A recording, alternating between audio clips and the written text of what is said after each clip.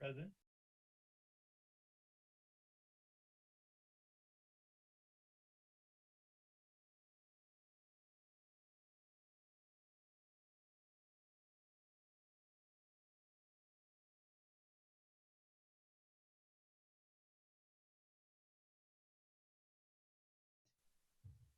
Gary Black, Wayne Idy, Here. Paul White. Here. Chairman, you do have a quorum. All right, thank you. Can we get the flag so we can do the Pledge of Allegiance?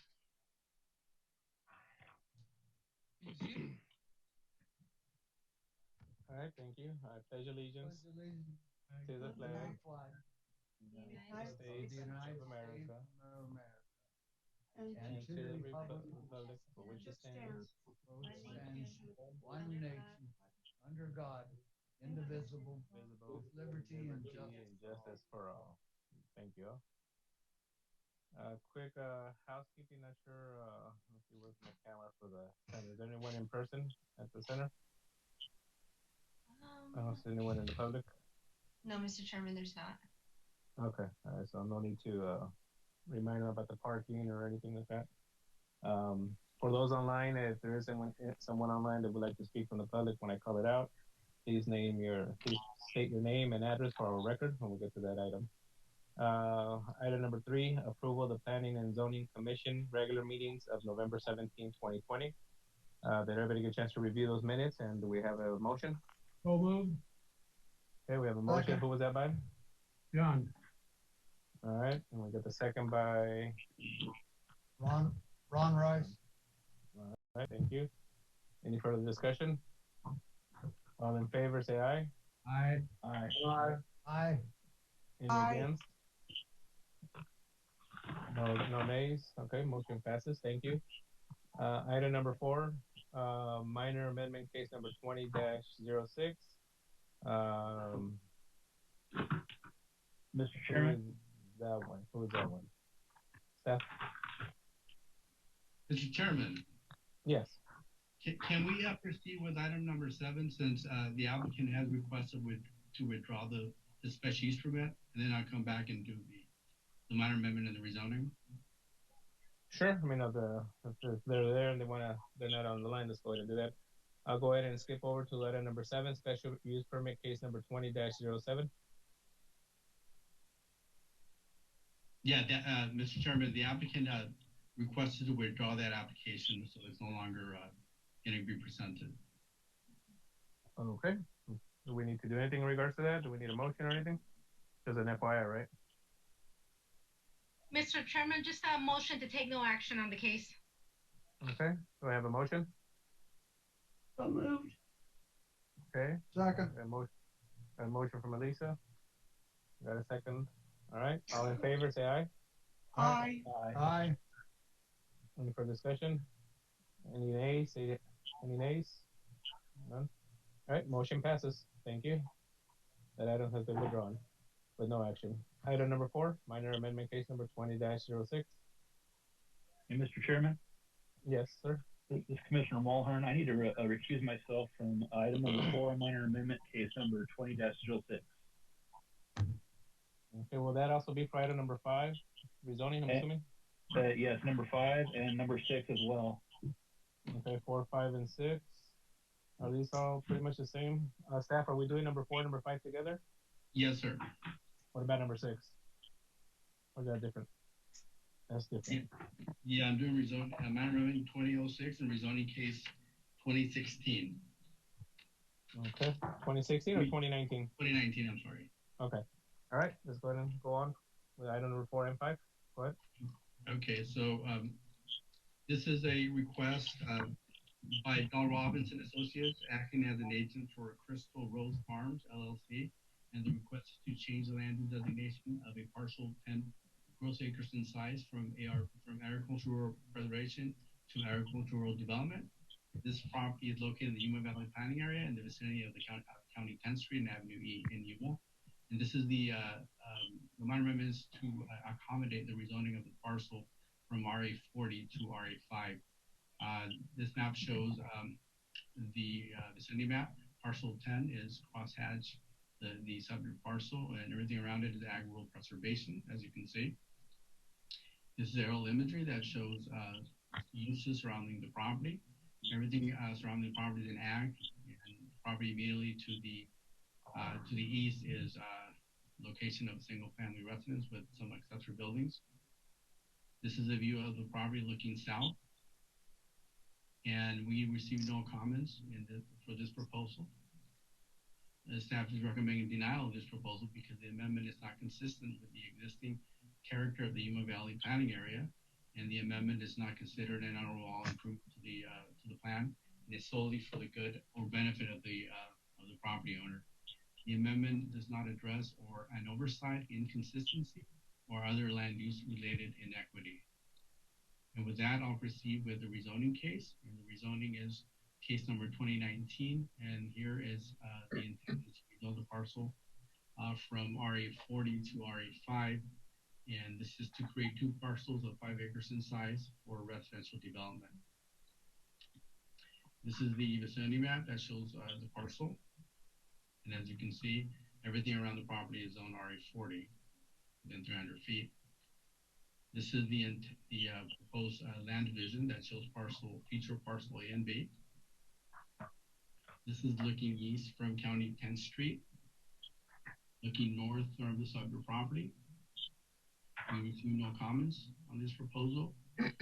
After recommend denial, if the board were to approve this, we would recommend the following performance condition: that within 60 days of approval by the board, the owner agent shall provide in our ARS 121134 waiver, record in agriculture disclosure statement and infrastructure disclosure statement, and a schedule for development disclosure statement.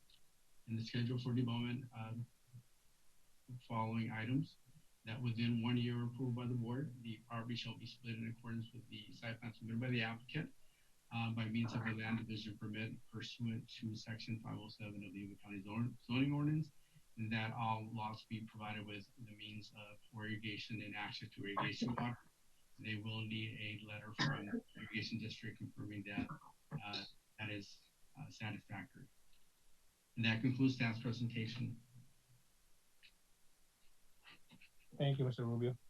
Do we have any questions from the commissioners in regards to staff's recommendation or for item number 4 or item number 5?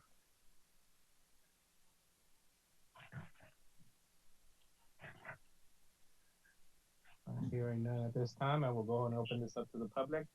Anyone from the public in person or via web, Zoom, that would like to comment for or against this project?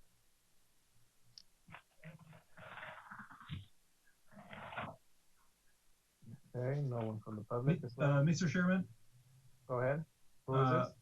this is Adrian Vega with Don Robinson Associates, 1560 South 5th Avenue.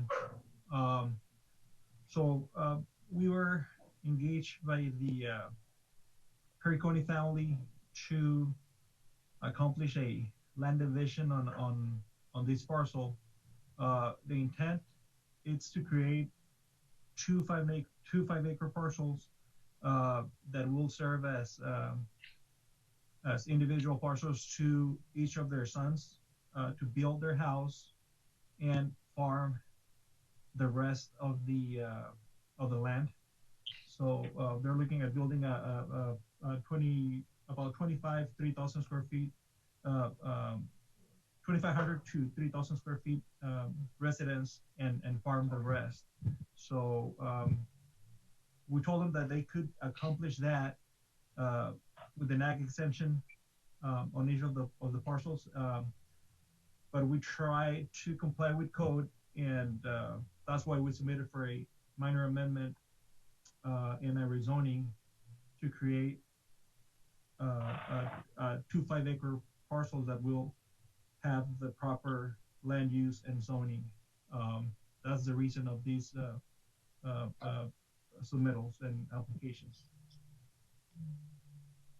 Okay, thank you, Mr. Vega. Um, any questions for Mr. Vega from the commissioners or anything?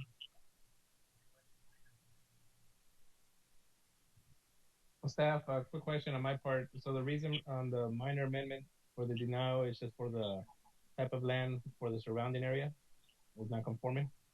Mr. Chairman, the main reason is because all the area there is designated as agricultural rural preservation. So that is intended for larger parcels, 40 acres for ag purposes. Apologize for that. All right, appreciate it. Okay, any further questions or comments from anyone in the public or applicant? Okay, hearing none, do we have a motion? I'd make a motion. Go ahead. I make a motion to approve case number 20-06. And do you want me to make a motion for the rezoning case also? But we have to do them separately. Separately? Okay. Now, are you asking to approve it as staff presented or approve it Yes. against staff? Unless the applicant or engineers have some comment on something else that they would like to discuss, but that looks pretty straightforward. Okay, so your motion is to approve as recommended by staff. Correct. Okay. All right, we have a motion. Do we have a second? Mr. Chairman, I'd make a second, but I'm confused on the motion. If we make a motion to approve as recommended by staff and staff recommended denial, what are we approving? That's why I wanted to clarify the motion. Oh, I'm sorry. It is to approve this case, not for the denial, but to accept the case. Okay, so your motion is to approve the applicant's request for the rezoning for the minor amendment. Roger that. With staff. And I will second. And I'll second that motion. Okay. Before I call for a vote, can you put the screen on and go back to the screen that shows if we were to approve out of recommendation from staff, what conditions you were asking for? Mr. Sure. What was, you want me to put the conditions? Yeah, in case we were to go against your recommendation. Mitigation, disclosure, etc. Yeah, that would be on item number 4.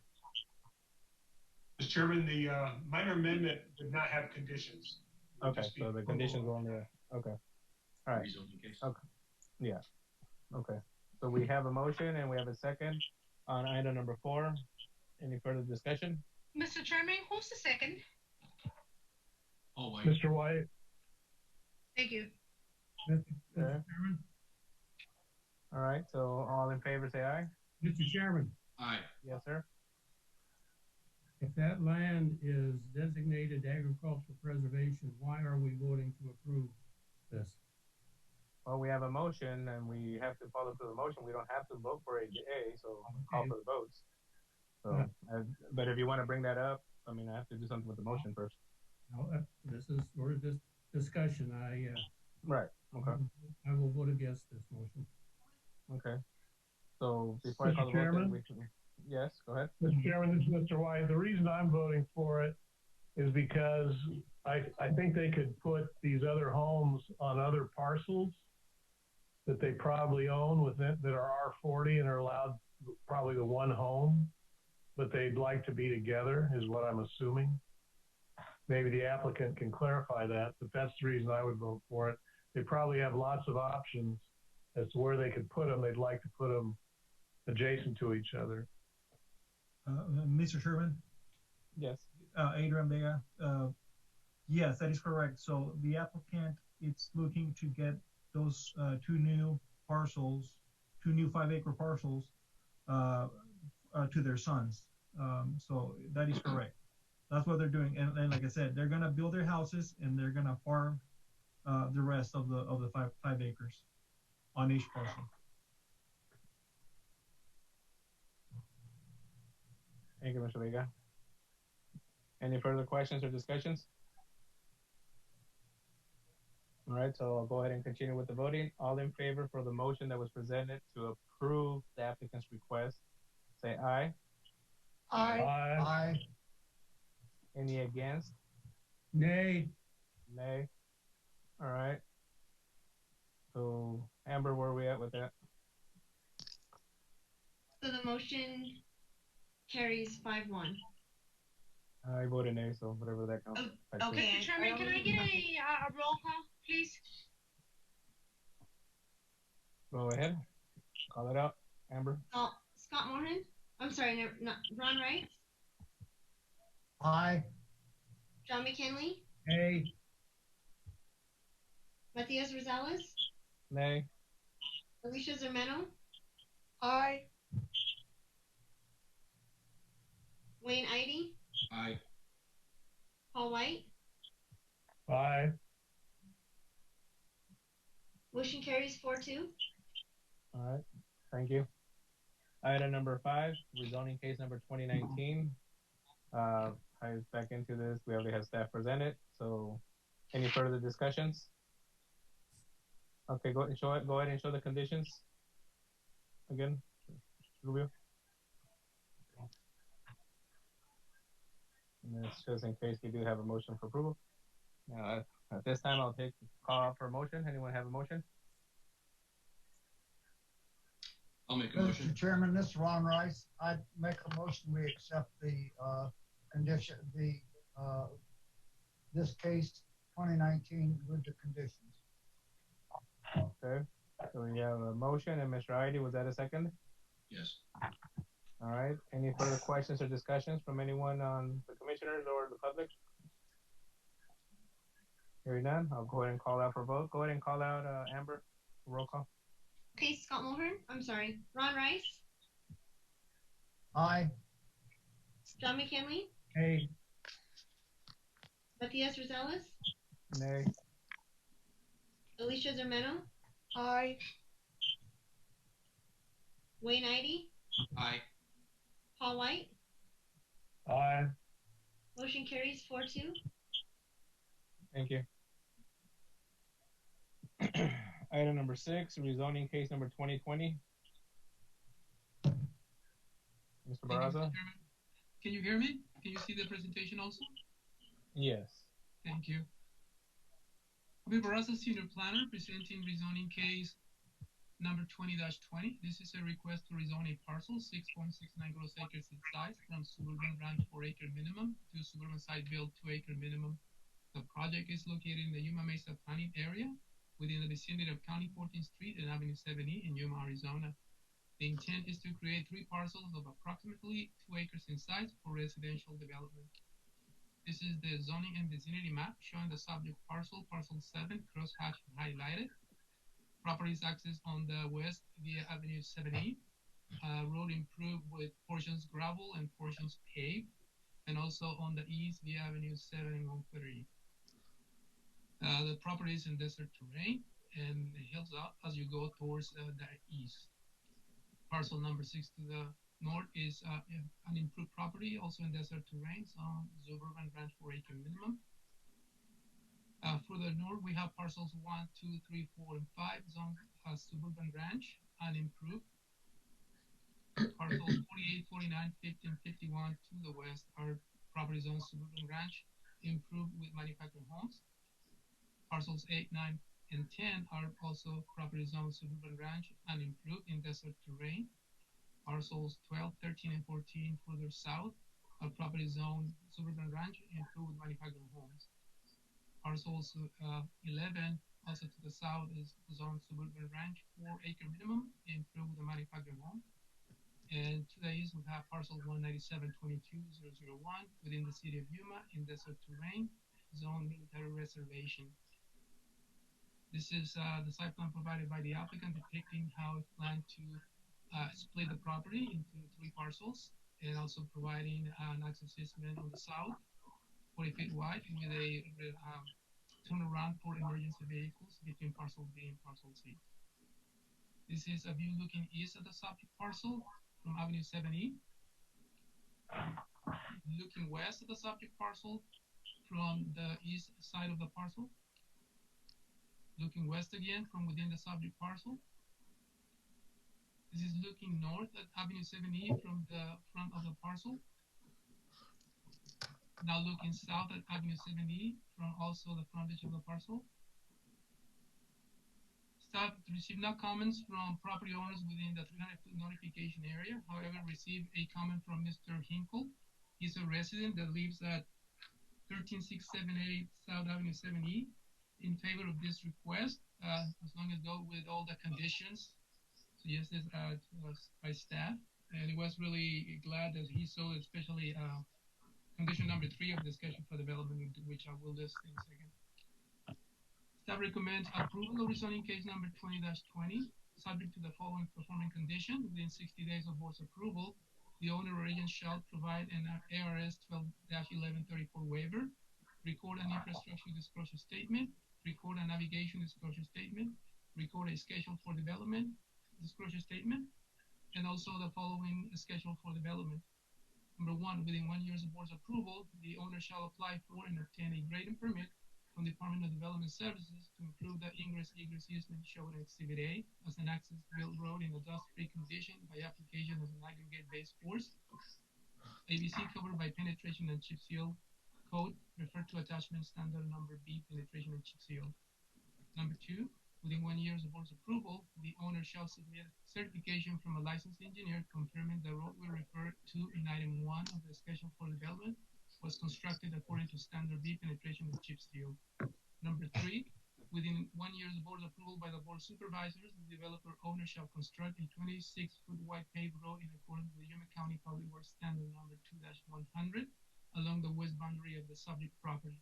The developer owner shall submit improvement plans to the engineer department for review and approval.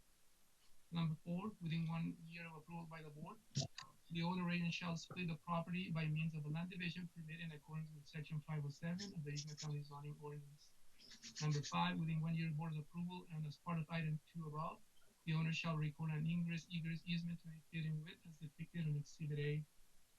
Mr. Chairman, the owner applicant does not agree to item number 3 of the schedule for development and sent on an email stated 5 reasons. I will let the applicant state those reasons to the commission. And with that, this concludes this presentation. Staff ready to answer any questions.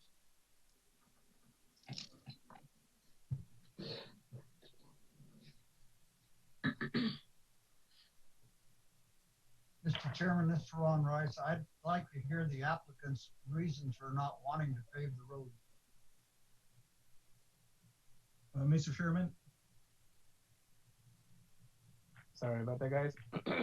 Yeah, we'll get to that in a second. Mr. Barraza, can you go put up the page that shows item number 3 that he's not in favor of, so we can I'll have it in front of us? Yes, Mr. Chairman.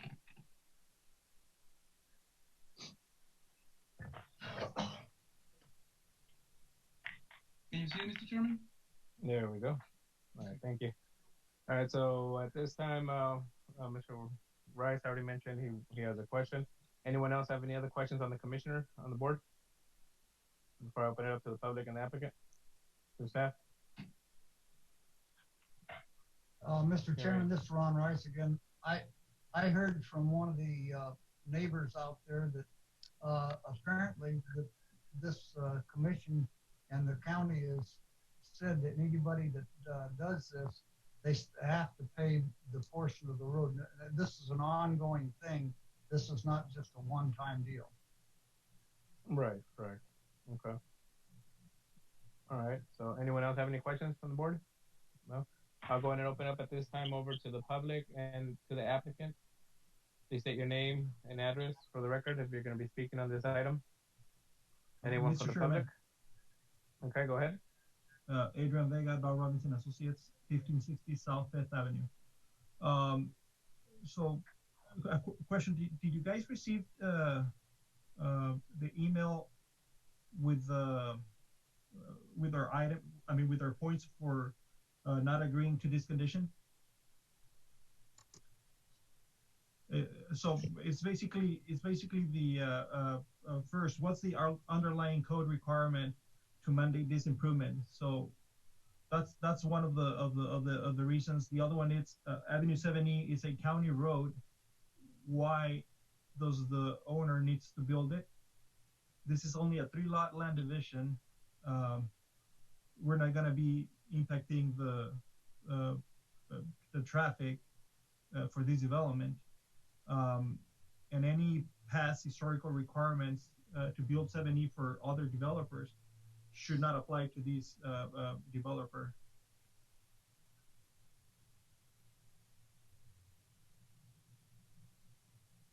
All right. So those are the three reasons, Mr. Vega. Yeah, those are our reasons. Yeah, unless the owner is here, I don't know who wants to bring something else. Yeah, Chairman and Commissioners, this is Triguna Israel, 2591 South Avenue, 2.5 East Suite 1. I'm the developer for this project. The reasons that Adrian Vega brought up is partly what my concerns are. Also, I'm doing a 3-lot land division. It's cost prohibitive to pave 7E, which adds another $40,000 to our cost.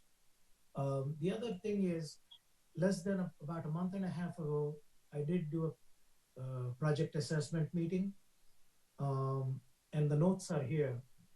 And the staff at that point did not bring up anything about requiring us to build that road. And this was prior to my closing on that piece of land.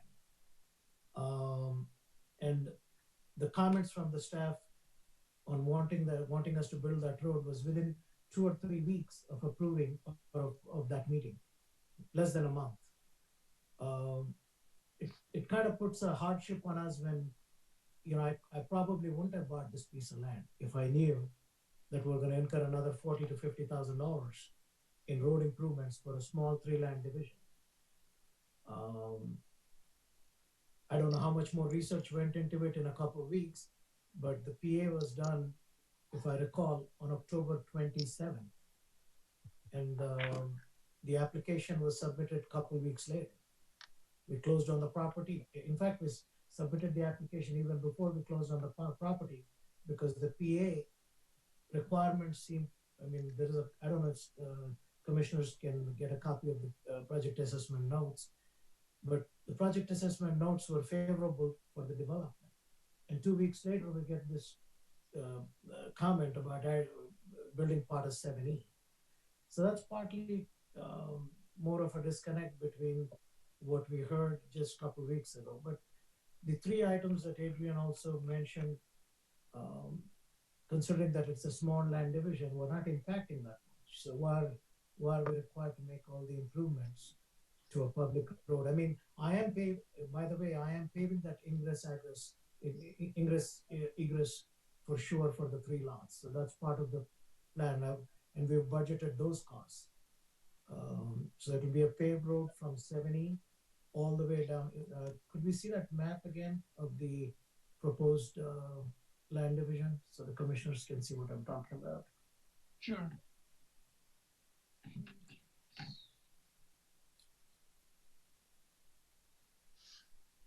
Well, he puts that up there. So the issue is not the easement into the parcels on county, what is that, county 14. The issue you're having is with the 7E requirement, correct? Yes, Chairman. So if you look at on the south side of that parcel, it's gray. I don't know if it can be expanded anymore. So I plan to build that road. I plan to pave that road, even though you don't require us to pave it. Chip seal is all that's required. I plan to build a paved road, bring it to like a hammerhead like it's shown. So all that is budgeted. And my issue is barely a couple weeks into giving me a decent idea on what the requirements are, is to come back and require 7E. And like I said, if it was clear at the PA, I probably wouldn't have bought this land because for a 3-lot land division, the costs don't pencil in to burn another $40,000 to $50,000. If it's a 5 or a 6 or an 8-lot land subdivision, I could, but this is just a 3-lot land division. And I'm not here to have a philosophical discussion on whether 7E should be paved by the developers, but in my case, I did my due diligence, and within a couple of weeks, I'm hit with these additional costs. Kevin, you can add. Thank you. Kevin, you can add to this if you would. All right, thank you, Mr. Tribuna. Any other questions from the commissioners in regards to his reasoning and his concerns in regards to 7E? Yes, Chairman. I heard, I think it was Mr. Rice. Did you say there was some type of agreement, but there's really not an agreement? No, what I heard through one of the neighbors out there, that the people, that there's strips of paved and strips of dirt, but they supposedly, the county has required this when they do a lot split like this, that they require paving, and that's my understanding.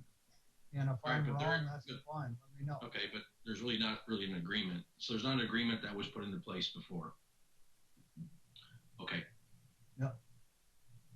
Right. Mr. Dahl, do you have anything? It's just my right.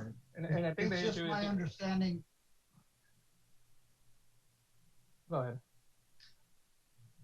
It's just my understanding that other people have been required to pave that section up in front of their property.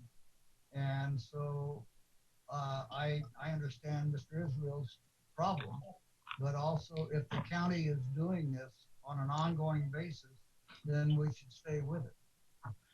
Okay, so then I guess, Mr. Triguna, if that was the case, then that should have come up in the PA. That is my, that is my position. Basically, if that was a requirement, and if it's not a new requirement, then it should have been part of the review all along. I don't know why it misleading. If piggybacking on Mr. Rice's comment, if it's a foregone conclusion that 70 would be required to pay, it never came up on the. It's not in the notes. There was no discussion about it. But 2 weeks after the PA, or 3 weeks after the PA, this requirement is being imposed on it. And it's the inconsistency, obviously, but the other issue is there's no way for us to budget those costs after the fact, after I closed on the property. And if it's such an important requirement, I don't know why it didn't come up on the PA. Thank you. Mr. Chairman? And for clarification, it has been in the past, we have required the access roads or the front of the properties to be paved, which is what you're okay in doing, and you're doing it with pavement versus chip seal. The issue here, I think, is the 7E access point. I think that's the main issue that was thrown in as a curveball. And I kind of want to say deja vu, or we had this happen with a different project a few months ago. If I recall correctly, it was with Mr. Olson or something. Go ahead, Maggie. You wanted to add something? Mr. Chairman. Yes, the applicant and the agent for this did have a project assessment meeting. Project assessment meetings are not detailed reviews of a rezoning case. The purpose of a project assessment meeting is to provide applicants with what they need to do to proceed with a given request.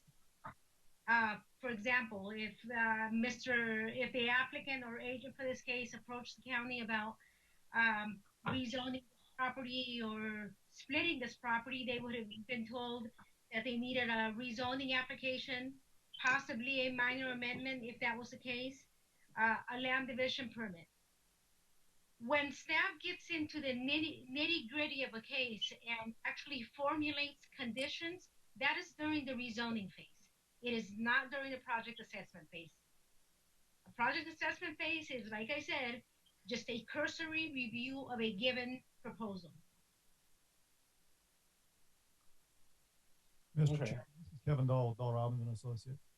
So we've been doing this for a long time, and road requirements are a subdivision requirement. We're very used to that. This isn't a subdivision. This is a 3-lot land division, and there is, what's the quid pro quo? What's the code requirement? So if it's arbitrary, it's arbitrary. And just because someone else did it in the past is not a reason. Mr. Chairman, I'd like the case planner to put up the case map. Mr. Barraza, please. You see it? Which view are you looking for, Ms. Castro? This one or the aerial Yes, view? no, this one's fine. Okay. So the basis for requiring that Avenue 7E be paved is the fact that Avenue 7E is dedicated to the public. All properties to the north have been required, and then also the portion adjacent to parcel 8, Long Avenue 7E. I need the case map put back up. Thank you. So the portion adjacent to parcel 8 on the south side of the property was required to be paved.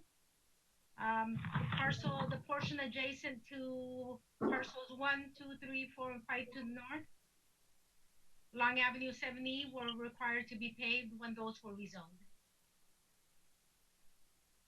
Mr. Chairman, an option that the applicant has is, if they don't want to pave Avenue 7E, is to request abandonment of the right-of-way and propose a different type of improvement.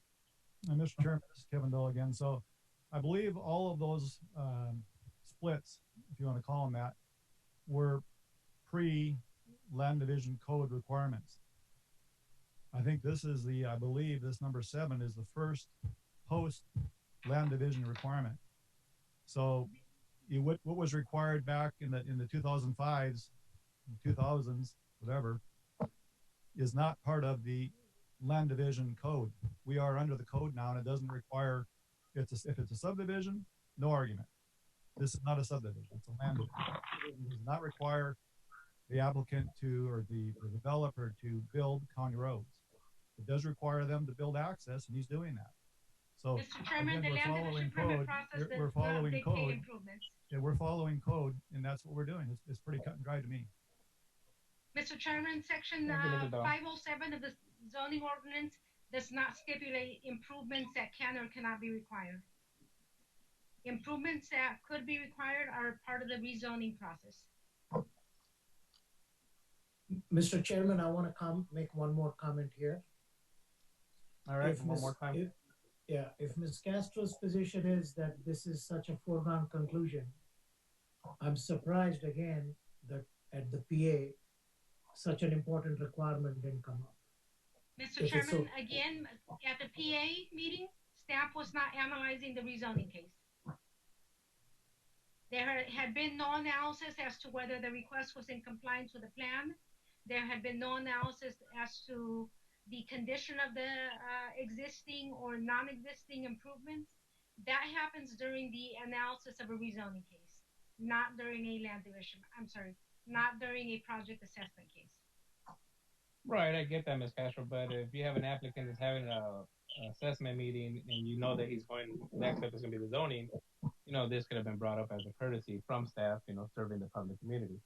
I understand his point of view in regards to that because staff probably knew where this was going to be required.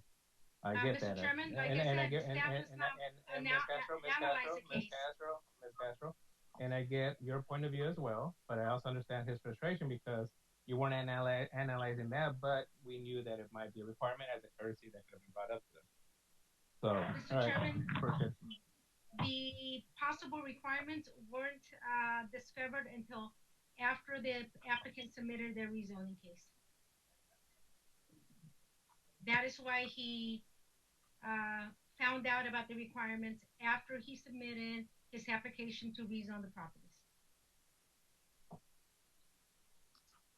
All right, thank you. Any other questions from any of the commissioners? This is Arturo with the engineering department. Go ahead, Arturo. I believe back in 2005, the board gave direction to staff to, correct me if I'm wrong, Maggie, gave staff direction to have applicants as they come in and zone along 7E to make that connection to County 14th Street from County 13 and a half, I believe, to County 14. And I believe all our requirements have been consistent as far as having them paid Avenue 7E. But there was a board direction back then. I believe it was 05, 06. Mr. Chairman, if that was a requirement back in 05, that should have been stated in PA, period. thank you. Yeah, Mr. Chairman, I see your point. I feel the same. I feel I should have been brought up. If this much knowledge is about it, everybody feels this strongly about it, at least it could have been brought up as a courtesy.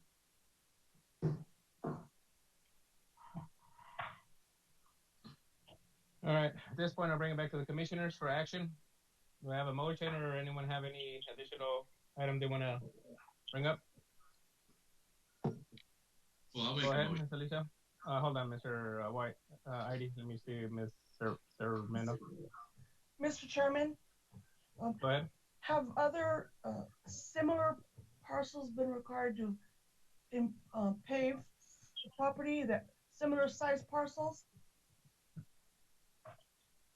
Chairman, yes, the properties on the south were rezoned with rezoning case RZ0589 for 3 parcels, and yeah, they were paid. They paid their frontage on Avenue 70 back in 2005, 2006.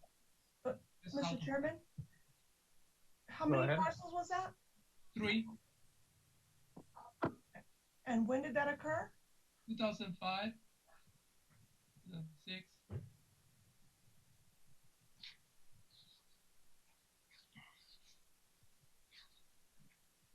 All right.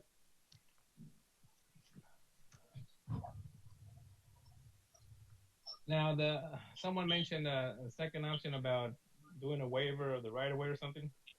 What's that about? Mr. Chairman? Go ahead, Ms. I was the one that mentioned the developer could look into possibly requesting abandonment of Avenue 70 if the intent is not to improve it to county standards.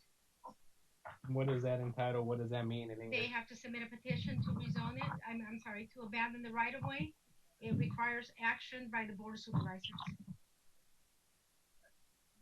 But how does that, I guess, help the situation we're in with the applicant? The county would be responsible in paving that? No, he would not have to improve it to county standards if it's not a public road or public right of way.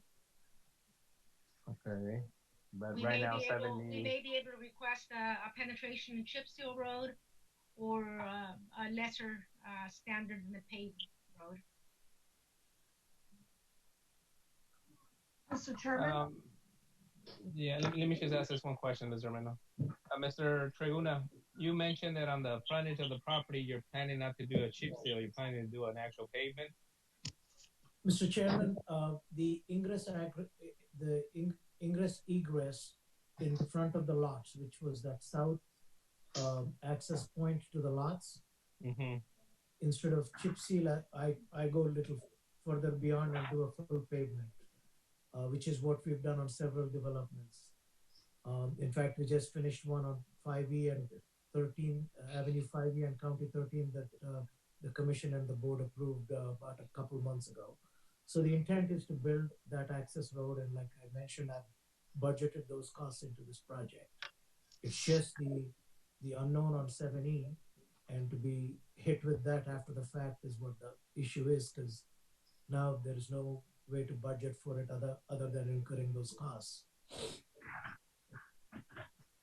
What about the option of doing that on 7E and then doing the chip seal on the ingress? Does that offset the cost? No? No, not really, because, you know, anytime we talk about abandonment of public right-of-way, Kevin can vouch for this. I'm sure there's going to be other conditions that will come up later. And I don't think we want to be going there, because if I understand what Ms. Castro is saying, that portion of 70 is going to become a private road. And then these 3 lots will be perpetually probably required to maintain that. And Kevin, am I wrong on that? So I do not want to, burden the new property owners of these 3 homes with maintaining what's now not going to be called public road, but it's really a public road because public is accessing it to go north and south. Oh, so, no, yeah, I didn't mean abandonment of the 7E portion. I meant actually improving what they're requesting on that one and just doing the lower cost chip seal on the frontage of the property. That way, a little bit of everything gets done for your parcels to meet the staff recommendation. Okay. Yeah, Chairman, it's not cost effective to have chip seal operations for that small length of road. It's only 200 and some feet. There's no local chip seal operations. You'll have to bring them out of Phoenix or wherever, and nobody's going to mobilize to chip seal 300 feet. So, right. Yeah, and I might have to wait 2 years before the next contractor decides to chip seal here. So it's just not a really good viable option from what I know, having done roadway construction for a while. All right, thank you. Mr. Romero, did you have a question? Yes, Mr. Chairman. What are the implications if that portion of 70 is not improved?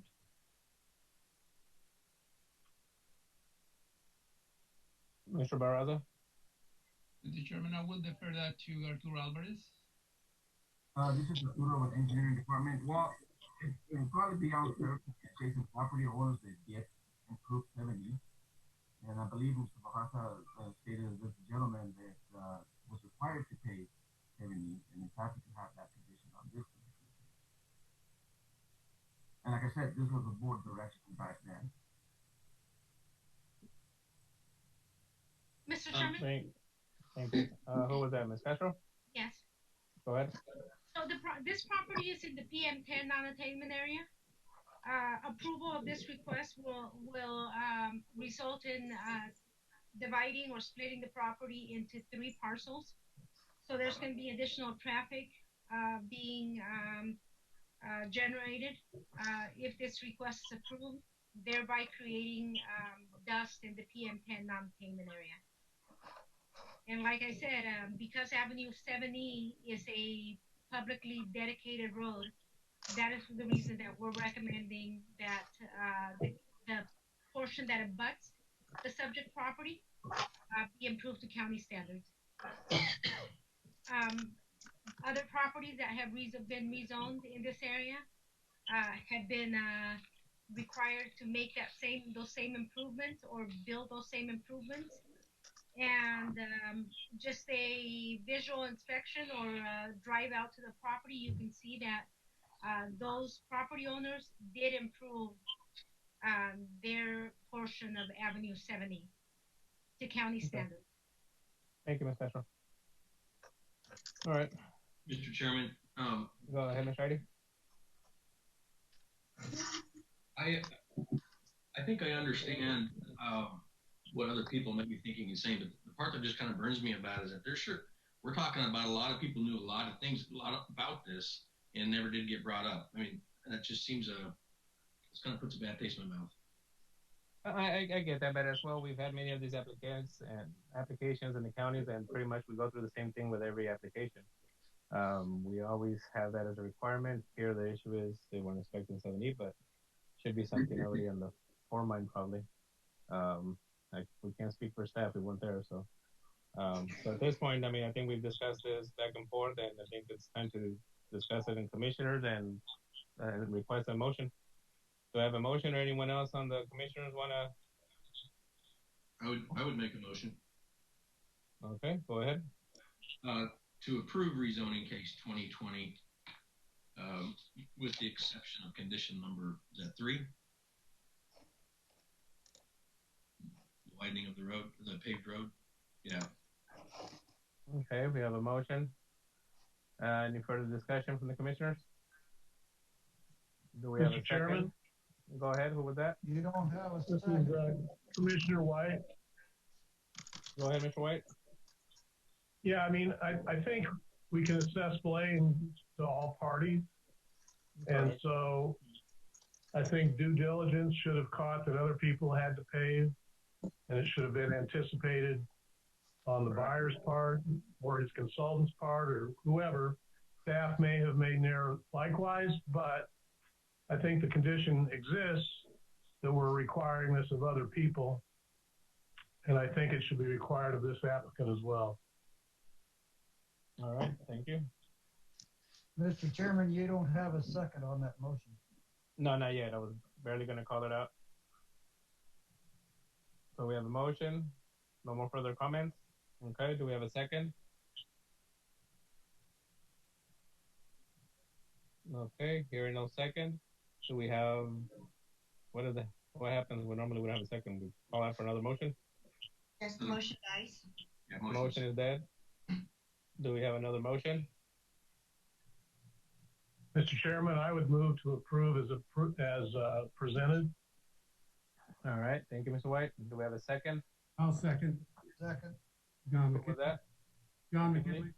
McKinley. Okay, we have a motion. We have a second. All in favor, say aye. Aye. Aye. Aye. Nays?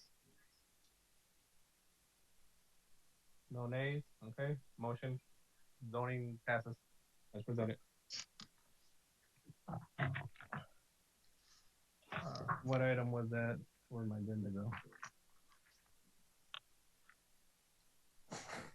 Item number 7 was withdrawn. Item number 8, staff.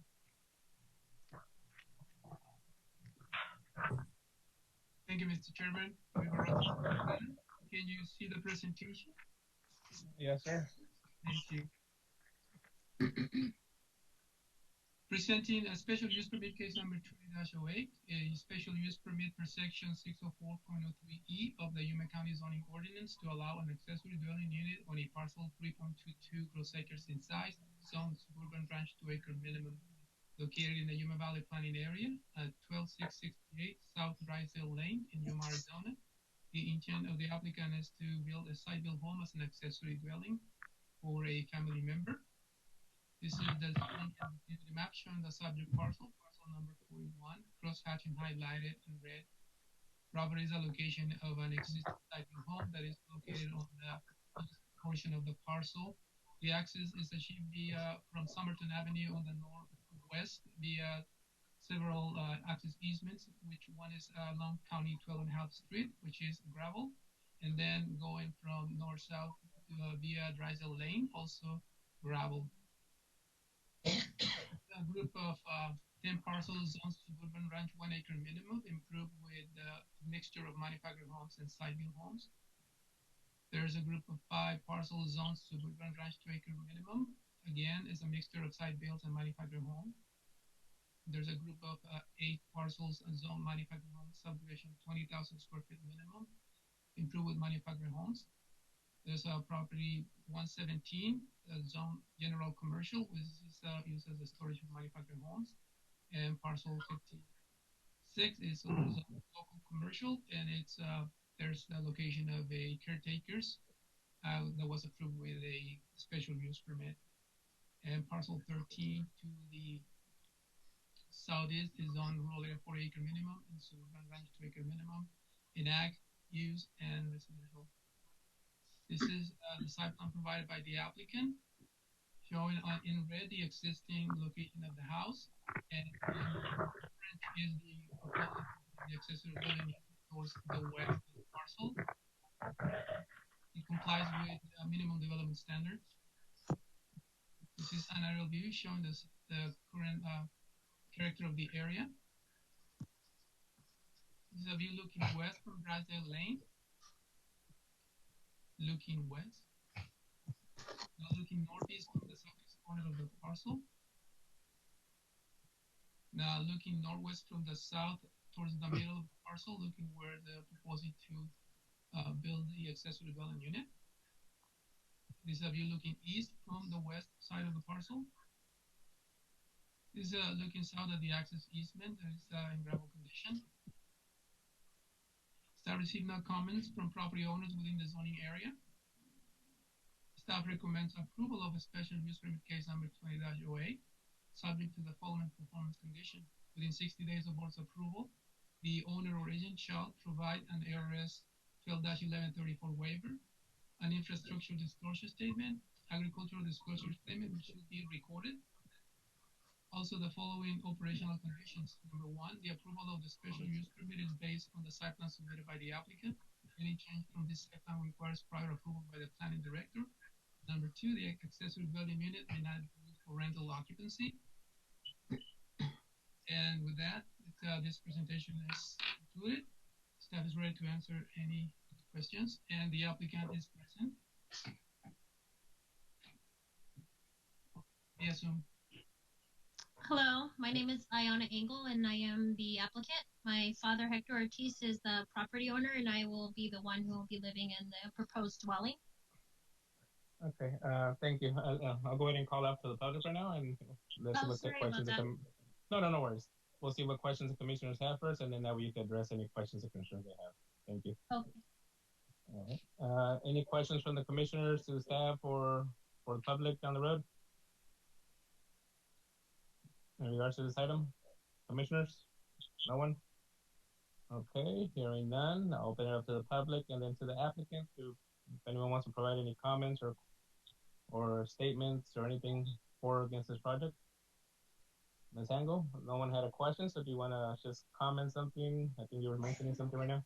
Yes. Again, apologies for going out of order there, but it is for the property 12668 South Drysdale Ave. And the proposed property won't be a rental property. It'll be for myself and my 3 children. Okay, thank you. Hearing no other questions or concerns or comments from staff, the commissioners to staff, do we have a motion? Mr. Chairman. Yes, sir. Do we have a built-in conflict somewhere? It said it's not to be used as a rental property, and yet she is self-renting. Is that create any kind of a conflict? Well, she mentioned she's not using it for rentals for her 3 kids, I believe you said. Yes, sir. Mr. Chairman, she is the daughter of the applicant. It's for a family member. Okay. Thank you. Mr. Chairman? Yes, ma'am. Is there a minimum size or a maximum size for the dwelling unit? Mr. Chairman, no, there is not. We go in the zonings, we go by the lot coverage. Sometimes lots of certain size, they're limited by the lot coverage. In this case, the property is 3.22 acres, so it'll be There's enough for big or small there. Okay. Thank you. Any other questions? I'm sorry, I just, staff recommended denial. I just missed what the explanation for that was. I thought staff recommended approval. Did I see something different than you or her? Mr. Chairman, we recommended approval. Approval, yeah. All right, so staff is recommending approval. We have no one against it from the public. Do I have a motion? Mr. Chairman, Ron Rice, I make a motion we approve this with all of these conditions submitted. I'll second. Thank you.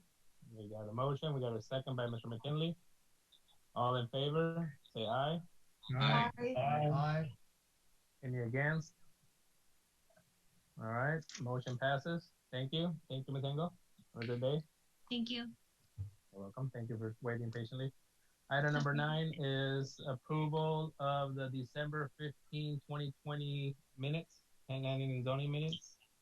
Do we have a motion for that? So moved.